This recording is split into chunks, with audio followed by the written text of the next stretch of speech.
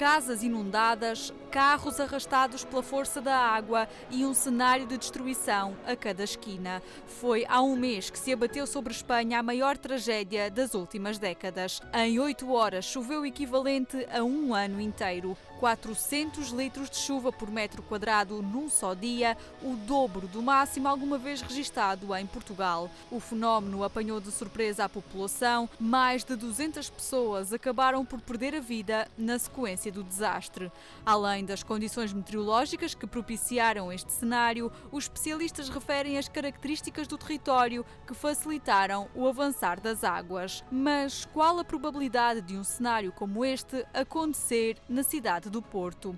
A resposta dos especialistas é clara: muito pouco provável. Do que nós conhecemos, porque temos registros meteorológicos de praticamente pouco mais de 100 anos, podemos ter certezas suficientes, tanto quanto se pode dizer isto em contexto de mudanças climáticas. O nosso clima aqui do Porto, que é mais de influência atlântica. Quero dizer com isto que o clima mediterrâneo é conhecido por ter episódios de enxurradas muito frequentes.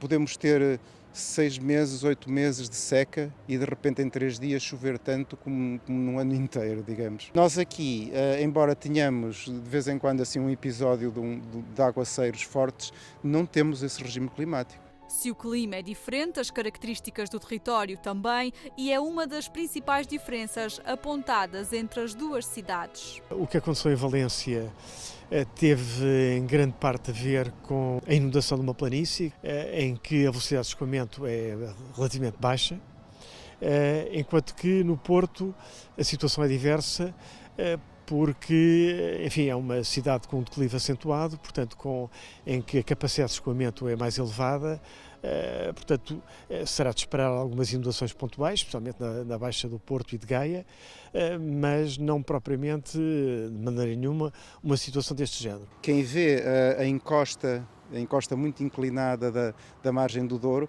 percebe que o Porto está numa situação alta, está numa espécie de um platô.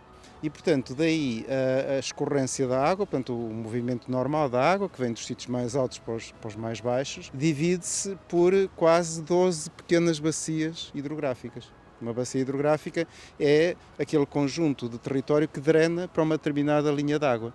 Ou seja, há uma dispersão muito grande de bacias hidrográficas e, portanto, as linhas de água têm pouco caudal e a água que possa cair dispersa-se por essas possibilidades todas. Mas se por um lado situações como a de Valência são descartadas pelos especialistas, por outro, o passado recente mostra-nos que o cenário de inundações pode ser uma realidade.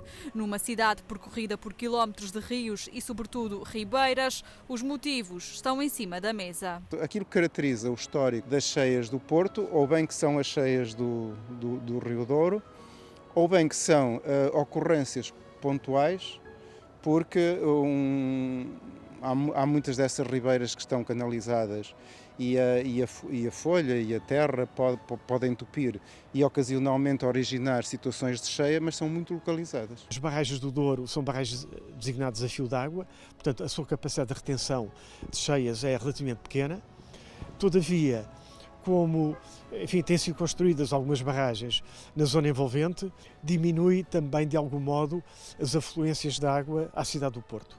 Embora, portanto, as barragens diretamente construídas no Douro não tenham essa capacidade, existe, de facto, alguma regulação, alguma capacidade de regulação nos afluentes. Conhecidas as possibilidades, a pergunta impera: está hoje a cidade do Porto melhor preparada para enfrentar estas situações? Desde há séculos que o resto do chão das construções, estamos a falar da cidade velha, não é? O resto do chão não tem ocupações residenciais. Tem ocupações de comércios, de armazéns e normalmente, como as cheias do Douro, é preciso ver que o Douro é o segundo rio maior da Península Ibérica.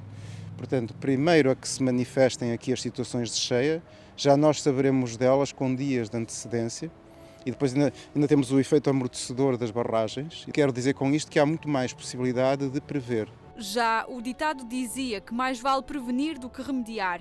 O que pode então ser feito para evitar ou pelo menos atenuar os efeitos das cheias e inundações? Aquilo que deve ser implementado cada vez mais são as medidas naturais de infiltração de água. portanto, criar zonas de infiltração, por exemplo, charcos, lagoas. Se temos, de facto, áreas importantes, como aliás aconteceu este ano, que arderam, isso vai criar uma maior impermeabilização dos solos, diminuir essa mesma capacidade de infiltração e, portanto, é um fator que vai propiciar estas mesmas cheias. Portanto, as intervenções não podem ser só localizadas, mas têm que ser intervenções distribuídas ao longo de toda a bacia hidrográfica. Criar mais espaços verdes capazes de reter a água da chuva é um dos trabalhos a fazer. A autarquia do Porto admite que tem vindo a reforçar os investimentos, nomeadamente com a criação de parques como o da Esprela, Alameda de Cartes ou da Lapa. Neste momento trabalhamos na caracterização da cidade, em termos daquilo que são, e tivemos um plano de valorização das linhas e ribeiras e rios, de maneira a saber o que existe em termos de drenagem na cidade do Porto. Estamos hoje com um outro programa que é o Porto Mais Permeável, que também pretende, nessa caracterização, nessa modelização dessas rios e ribeiras e da nossa estrutura de águas pluviais, perceber nas várias ribeiras que temos a passar pelo Porto, qual a sua capacidade para drenar água e em que quantidades. Hoje o Parque da Esprela é de facto uma estrutura, para além de um parque verde, é uma grande estrutura hidráulica de prevenção de inundações, que tem a capacidade de acomodar 10 mil metros cúbicos de água, mas quando, por exemplo, olhamos para outras intervenções que estamos a fazer no Jardim Paulo Valada, na Ribeira da Granja, existem várias destas intervenções que estamos a fazer pela cidade para conseguirmos adaptar o território àquilo que serão os eventos cada vez mais frequentes que irão ocorrer. Mas o trabalho não está terminado, são ainda necessários investir, diz a autarquia do Porto, muitos milhões de euros para conseguir adaptar o território à imprevisibilidade dos tempos.